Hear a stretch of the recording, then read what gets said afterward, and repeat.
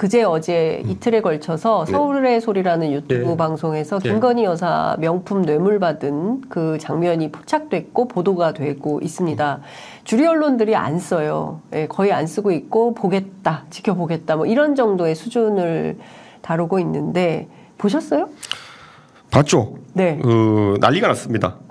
그 소위 말하는 대통령과 가까운 인사들이 이거 어떻게 해야 되냐고 저한테 물어본 적도 있어요. 대통령과 가까운 인사들이 이제 와서 이준석 대표에게 네. 이걸 어떻게 해결해야 되냐고 물어봐요? 네.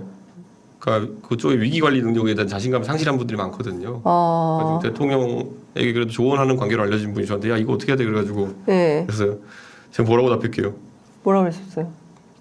김무성 대표의 명언을 등장시켰죠. 인생의 좋은 경험이라고 생각하고 넘어가야 돼요? 어떻게 해야 돼요? 인생의 좋은 경험이라고 생각할 수밖에 없다.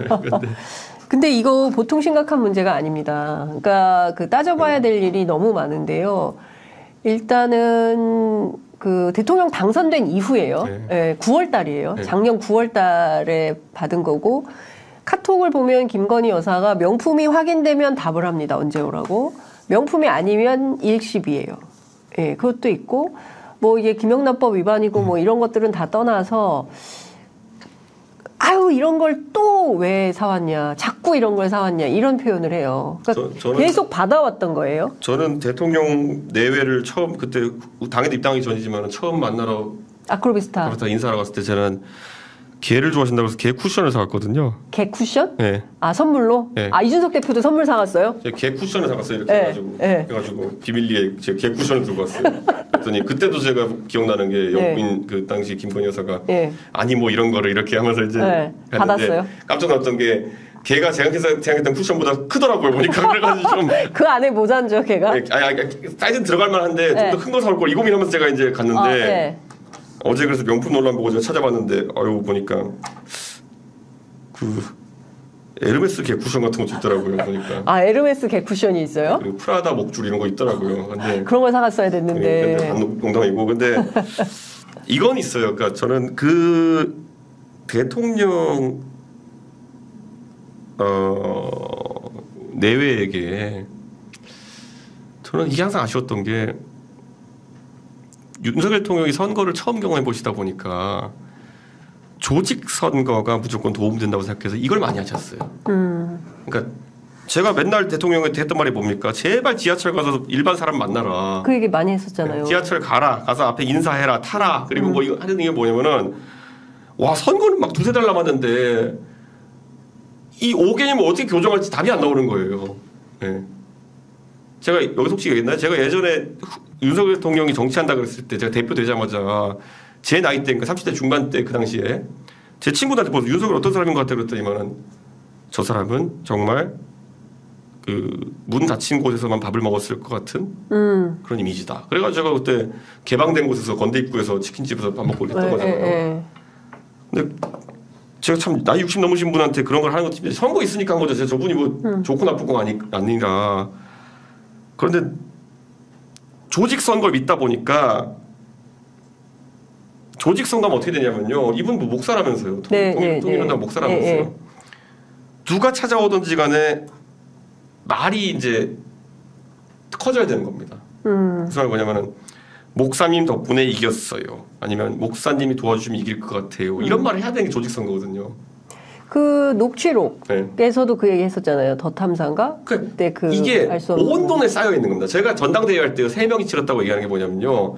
저는 전당대회 하면서 제가 조직 선거를 하지 않으려고 했기 때문에 사람들 아쉬운 얘기를 많이 안 했어요. 당신 없었으면 나 졌다 이런 얘기 많이 안 했어요. 그러니까 제가 당대표 하면서 제 주변에서 의외로 내가 이준석이 당선시켰다 이러고 다니는 사기꾼들이 없었던 거거든요. 근데 지금은 이제 대통령 주변에 천지예요. 대통령 내 덕에 저분 당선됐어. 내가 당선시켰어. 그러니까 그래가지고 최근에 이제 가장 많이 녹취록 도는 그러니까 지금 공개된 녹취록들 말고 녹취록 도는 것들이 이제 다 여러분 그런 거예요. 대통령 전화해가지고 이제 막 보면은 대선 때 뭐 이렇게 뭐 당신 덕에 이겼다 이런 얘기하고 뭐 여사도 그런 얘기하고 이런 얘기를 하는 거예요.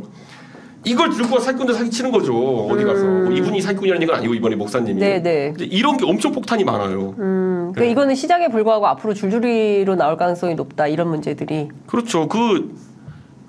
대통령 시기에 구해달라는 사람 많고 맞아요. 이 사람들의 의도가 뭐겠어요? 나 이런 사람이야를 하려는 거 아니에요? 그러니까 저는 애초에 그래서 선거를 이렇게 치러놨으니 인생의 좋은 경험이라 생각할 수밖에 없는데 네. 왜 대통령이 이제 정치의 최고봉인데 선거를 처음 하다 보니까 왜 대통령이 돼가지고 이런 인생의 좋은 경험을 하냐고요. 아니 근데 이게 주변 관리가 전혀 아니 그러니까 사회생활을 하면 기본이 이런 거 받으면 안 되는 거잖아요. 그러니까 그런 그야말로 도덕이 없는 거 아닙니까? 아 진짜 저는 그래서 제가 도덕이 있으면 이런 거 받으면 안 되죠. 제가 요즘 정말 어떻게 해야 되냐고 찾아오신 분들이나 아니면 그 어떻게 해야 하냐고 물어보시는 분들한테 예. 대통령께서 만약에 문제가 뭔지 몰라가지고 그러시는 상황이면은 이거는 알려드리면 된다. 네. 그런데 요즘 들어서 제가 이제 가장 겪는 우려는 뭐냐면요. 대통령께서 혹시 우리가 모르는 어떤 상황에 포획되신 거 아닐까? 빠져나갈 수 없는 지점. 그게 무슨 말이에요?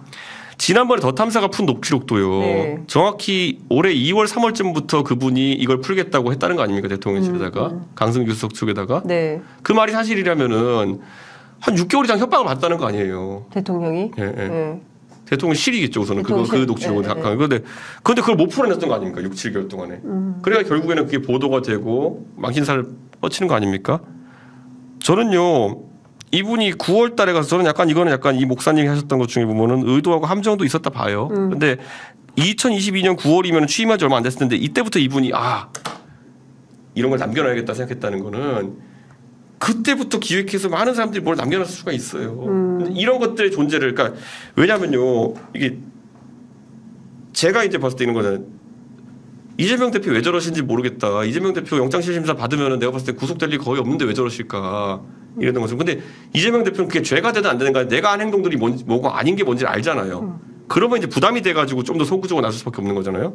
대통령도 지금 저는 비슷한 거 아닌가 싶어요. 보면은 내가 한 말들 다 이렇게 알고 있고 그러면 예를 들어 이준석한테 이 새끼 저 새끼 했던 거 다 유출되고 하면은 내가 식사 자리에 했던 모든 말들이 그때 모르고 했던 말들이 다 유출될 수 있다는 생각 갖고 있을 거 아니에요. 실제로 유출 많이 됐고. 네.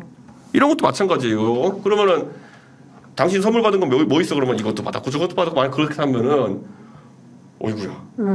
네. 아니 근데 지금 뭐 상황을 종합해 보면 뭐 검찰총장이었고요. 그의 남편은 그죠? 그리고 총장 시절에도 이런 거 받으면 안 되는데, 그러니까 이런 걸 또 왜 자꾸 이런 표현을 하면 계속 받았던 건가라는 합리적 의심이 생기지 않습니까? 그러면 애시당초 이분은 대통령 하면 안 되는 분 아니었을까요? 이런 분을 대통령 만들어 놓은 것에 대한 어떤 일말의 책임감 이런 것도 좀 있으십니까? 저는 개쿠션밖에 안 줘봐가지고 이런 거 좋아하시는 진짜 몰랐습니다. 네, 저는 진짜 개쿠션밖에 진짜 드린 게 없어요. 그래서 진짜 몰라요 저는. 근데 왜냐면 지금 잘 생각해 보면요, 그 윤석열 대통령이 옛날에 막 계산책 시키고 할 때 기억나시는지 모르겠는데 그 총장 직무 정지 당한 다음에 그 허름한 무슨 회색 패딩 같은 거 입고 나와가지고 맞아요. 예. 개 끌고 있는 개는 막 이렇게 막 하고 있고 이 사진 기억나실 거예요. 네, 맞아요. 예. 근데 그런 줄 알았다는 거죠. 그렇게 막 저는 뭐 명품을 좋아하고 이런 느낌이 아니었거든요.